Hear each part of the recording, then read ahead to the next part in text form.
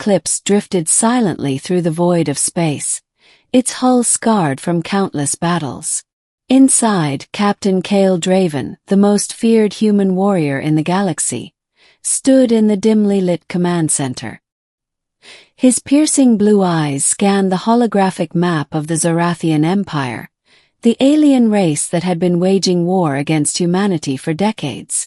Kael was a legend, a man who had single-handedly turned the tide of battles and inspired hope in the hearts of his people. But tonight something felt different.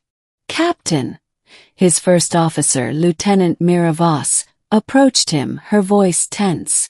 "We've received a transmission from the Zorathians. It's for you." Kael's brow furrowed. "Play it." The holographic screen flickered to life, revealing the towering figure of Queen Xalara, ruler of the Zorathian Empire. Her alien beauty was both mesmerizing and terrifying. Her skin shimmered like liquid silver, her elongated eyes glowed a deep violet, and her crown of bioluminescent tendrils pulsed with an otherworldly energy. She spoke in a voice that was both commanding and seductive.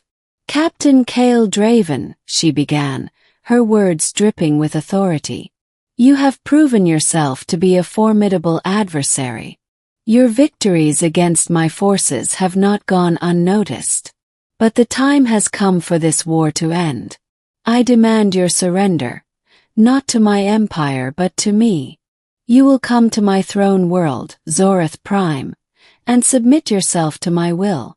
Refuse, and I will annihilate every human colony in the galaxy." The transmission ended, leaving the command center in stunned silence. Kael clenched his fists, his mind racing. He had faced countless enemies, but none had ever issued such a personal and audacious demand. "She's insane," Mira said, breaking the silence. "We can't possibly comply. It's a trap." Kael nodded slowly. "Maybe. But if there's even a chance she's serious, we have to consider it. The lives of billions are at stake." Myra's eyes widened. "You're not actually thinking of going, are you?" Kael turned to her, his expression grim. "I don't have a choice. If I can stop this war by surrendering myself, I will. But I won't go down without a fight." The journey to Zorath Prime was fraught with tension. Kael's crew had argued vehemently against his decision, but he had overruled them. As the Eclipse entered the Zorathian system, they were immediately surrounded by a fleet of alien warships. Kael stood alone in the shuttle bay, clad in his battle armor, his plasma sword at his side. He had no illusions about what awaited him, but he was determined to face it head-on. The shuttle descended through the atmosphere of Zorath Prime, a planet shrouded in perpetual twilight. The landscape was dominated by towering spires and bioluminescent forests, a hauntingly beautiful testament to the Zorathians' advanced civilization. The shuttle landed in the heart of the capital city, where a contingent of alien soldiers awaited him. Kael stepped out, his every movement calculated and deliberate. The soldiers escorted him through the grand halls of the royal palace, their glowing eyes fixed on him with a mixture of curiosity and hostility. Finally, he was brought before Queen Xalara herself. The throne room was vast, its walls adorned with intricate carvings that seemed to shift and change as Kael approached. Queen Xalara sat upon her throne, her gaze locked onto him like a predator sizing up its prey. "Captain Draven," she said, her voice echoing through the chamber. "You have come. I am pleased." Kael stood tall, refusing to show any sign of fear. "I'm here. What do you want from me?" Xalara rose from her throne, her movements graceful and deliberate. She descended the steps until she stood mere feet from him, her violet eyes boring into his. "You are a warrior without equal, Kael Draven. Your strength, your courage, your spirit, they are unlike anything I have ever encountered. I desire you, not as a prisoner but as my consort. Kael's eyes narrowed. Your consort? You expect me to join you just like that? Xalara smiled, a chilling yet alluring expression. I do not expect you to submit willingly. But I am patient and I am persuasive. You will come to see the wisdom of my offer. Together we could rule the galaxy. Humanity would be spared, and you would wield power beyond your imagination. Kael shook his head. I don't want power. I want peace. But I won't betray my people to get it.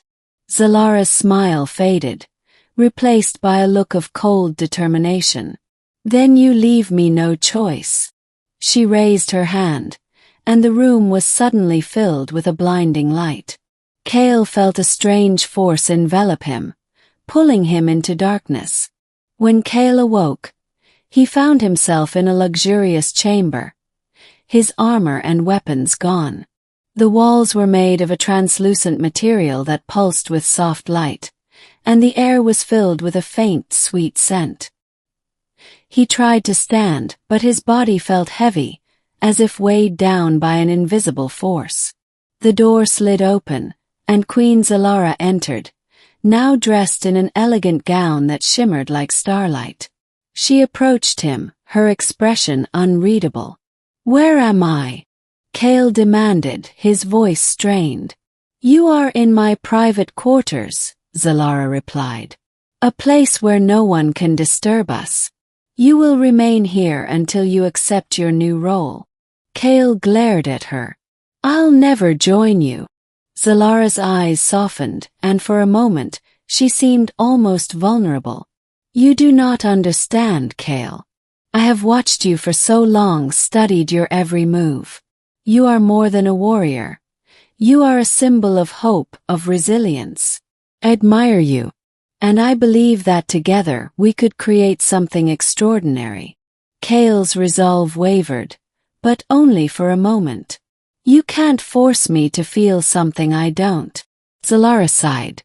Perhaps not. But I can make you see the truth. She reached out, her hand brushing against his cheek. A surge of energy passed between them, and Kael's mind was flooded with visions. Visions of a united galaxy, of peace and prosperity, of a future where humanity and the Zorathians coexisted as equals. He saw himself standing beside Xalara, not as a prisoner but as a partner. The visions faded, leaving Kael breathless. What was that?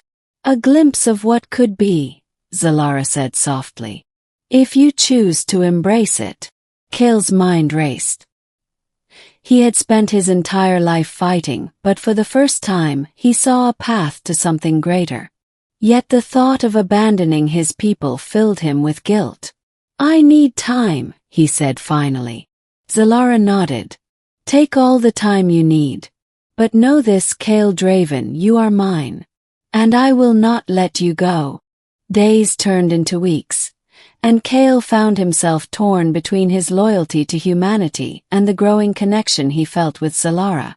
She treated him with a strange mix of reverence and possessiveness, showering him with gifts and sharing her deepest thoughts. Slowly, he began to see her not as a tyrant, but as a leader burdened by the weight of her empire. One night, as they stood together on a balcony overlooking the city, Kael finally spoke his heart. Xalara, I can't deny that I feel something for you. But I can't abandon my people. If we are to be together, it must be on equal terms. The war must end. Xalara turned to him, her eyes filled with a mixture of hope and sorrow. And if I agree to end the war, will you stay with me? Kael hesitated, then nodded. Yes. Xalara smiled, a genuine smile that lit up her entire being. Then it shall be done.